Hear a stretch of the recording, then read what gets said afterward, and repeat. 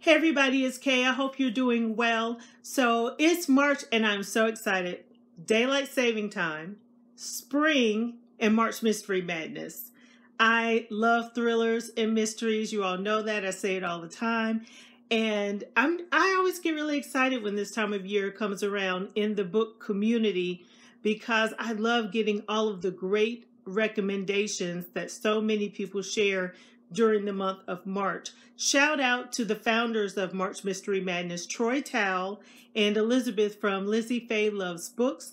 This is now the 6th year of March Mystery Madness. So I will share their respective channels down below. They'll be sharing information about the event throughout the month. So check out those channels. So the theme this year is Title-rific 2021. So the books that you pick out this year, the titles need to match the prompts. And I'm going to read the prompts for you now. Single, person, place, weather, color, time, space. And then you have a bonus title read. So just reading something that catches your eye.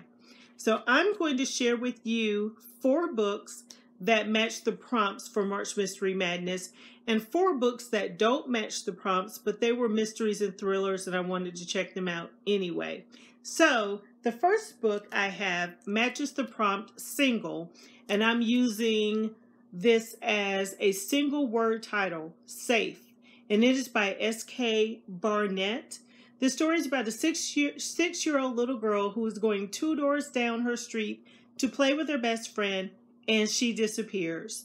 12 years later, she's back again, but she receives messages from an anonymous source saying you might not really be safe back in that house. So this one, I just think that this is going to be a really good one. So that's the first one.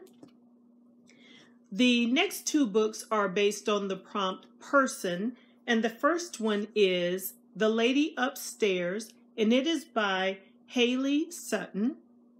Sorry about my light. There we go. Haley Sutton. So in this book, there's a woman named Jo, and her job is to blackmail horrible men, handsy Hollywood producers, adulterous actors, corrupt cops, the worst of the worst, basically. And she has a co-worker named Lou. And she and Lou work for this enigmatic lady upstairs. So Jo loves the money, she loves the thrill of her job, but she takes on bigger and riskier tasks, and one of her targets ends up getting murdered. So she takes on another job behind her boss's back, because she really feels bad about her failure, but little does she know that Lou and the lady upstairs have some secrets going on, and what she's doing is very risky. And no woman is safe when there is a life-changing payout on the line. So yeah, Jo better be careful and watch her back because we don't know what's going on with the lady upstairs. The next prompt for person is The Watcher. And I love trees, so that's one of the reasons I was attracted to this book. And this is by Jennifer Pashley. So in this book, there's a woman named Pearl Jenkins. She's a nobody. She's a hermit. She's practically invisible. She lives in the woods. One day she's nowhere to be found, and there's nothing left but a pool of blood and a child no one knew existed. Now, Kateri Fisher is an outsider. She has come into this upstate town of Spring Falls where she's the only woman detective. No one will talk. No one will tell her anything. She's trying to investigate what happened to Pearl. She's trying to get to know what's going on with this Jenkins family. But it becomes apparent to her in her search for the truth that neither she nor Pearl is as invisible as people think because someone is watching. So yeah, this one seems like it's going to be a really good one. Sorry, trying to adjust my light. Okay, the next book is my title read. I like the title Dark Highway by Lisa Gray, and it says here, she was in the middle of nowhere and then she disappeared. The premise of this book, the cover all of that reminds me of a book that I reviewed back in 2013 here on the channel called Stranded by Alex Kava.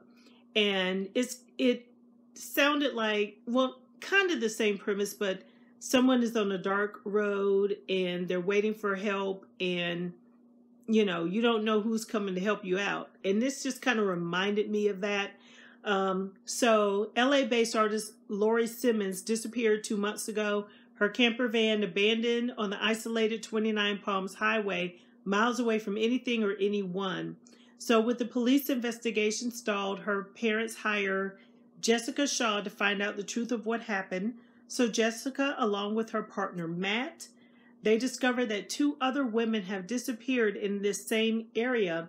And then they realize that all 3 women have a link with a group of former college friends. So when Lori's parents kind of get scared and back off, Jessica feels that she owes it to these women to find out what happened to them. But the closer she gets to the truth, the more in danger she is. So this one sounds like it's going to be a really good read. Okay, now for the 4 books that didn't quite meet the prompts, but I wanted to read anyway. The first one is a mystery by an African-American author by the name of Rachel Halsell Hall. I know a lot of people are always looking for mysteries by Black authors, and trust me, Troy Tao has videos of recommendations on his page, so make sure you check them out. But here's the book, They All Fall Down. This one is interesting. I like books like this one, and I'll tell you why in just a second. Miriam Macy sails to a luxurious private island off the coast of Mexico with 6 other strangers. So she received this invitation, and she goes sailing off to this island off the coast of Mexico. She and the other guests are shocked to discover that they've been brought to the remote island under false pretenses, and all 7 strangers harbor a secret. Danger lurks in the lush forests and in the halls and bedrooms of the lonely mansion. Sporadic cell phone coverage and miles of ocean keep the group trapped in paradise, and strange accidents stir suspicions as one by one they all fall down.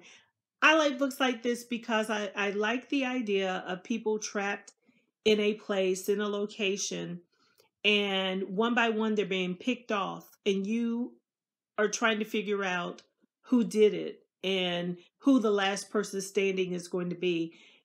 It kind of reminds me of An Unwanted Guest by Sherry Lapina. That book was okay. It wasn't great. I tried to read it and I couldn't get into it. So I got the audiobook, and that was much better. It improved for me listening to it. It was an okay book, you know, and I'm looking forward to seeing how this one's going to play out. Next is The Last Flight by Julie Clark. And the premise of this book was very interesting to me because there are 2 women, Claire and Eva, who both want to escape their lives. Claire is married to a very ill-tempered man, and she plots her escape. She ends up meeting Eva at an airport, and they switch tickets. So Claire decides she's going to, you know, go where Eva was going, and Eva's going to go where Claire was going. However, Eva's plane ends up crashing. So now Claire has to decide, what does it say? Claire's options narrowed to one impossible choice. Assume Eva's identity, and along with it, the secrets Eva fought so hard to keep hidden. With your back against a wall, would you be brave enough to take the chance?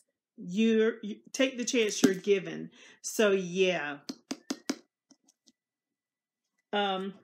These 2 books, I'm not really going to go into a lot of detail on what they're about, but they're both by Chevy Stevens. I really like Chevy Stevens and her writing.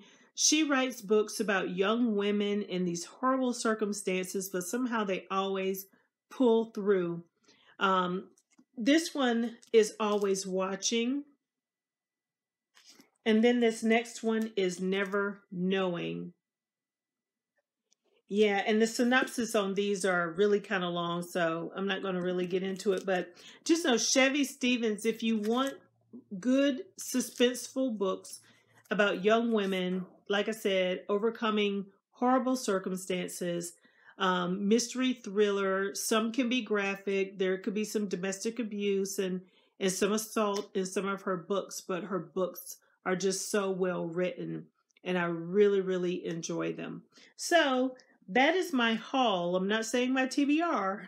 That is my haul for March Mystery Madness. A lot of these books that I want to read for March Mystery Madness are 14-day books from the library. So I know that I read pretty quickly when it comes to mystery and thriller, but I don't know how many of these I'm going to get through in the next 14 days. Also, I'm the kind of person, if someone has a book on reserve at the library, I try to get it back to them. I don't like holding books because I know if it were me and I were waiting for a book and somebody was just holding it because they were reading slow or too lazy to read it, I'd be mad. So at the end of 14 days, I'm going to see how many of these books I can renew if I haven't already read them. So that is my list for March Mystery Madness, my haul, I should say. Down in the comments below, let me know what your haul is. What do you plan to read this month? Until next time, everybody, keep reading. Bye-bye.